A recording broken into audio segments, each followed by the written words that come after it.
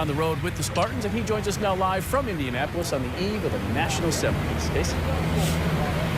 Hey, Larry, over 350 teams start the season with the hope of being one of the Final Four here in Indianapolis. Now, there are just those 4 teams remaining that take their own unique, different journeys to get here. I mean, take Wisconsin, for instance, Big Ten champs to get that #1 seed. Kentucky looking for a perfect 40-0 season. And then there's Duke. They lost one of their best players halfway through the year, still got the #1 seed.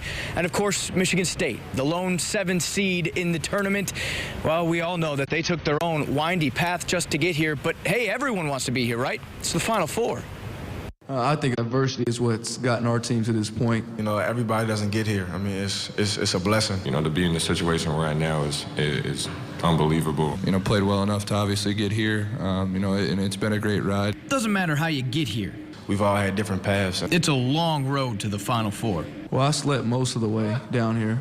Take our word for it. We drove to Indy this morning, and from the likes of Trice's exhaustion, it's been an especially long stretch for MSU. We had a little rougher run during the year. Translated coach speak, I didn't expect us to be here either.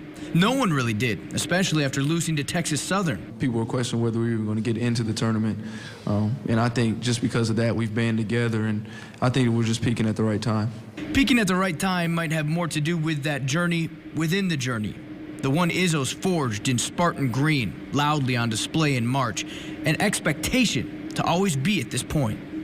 You hope that kids aren't satisfied until they get to the ultimate goal. I think that's why they choose places that have been there before, because that's what they want in their own mind. I think at times you expect a program to be here instead of looking at a team and saying, boy, they should be here.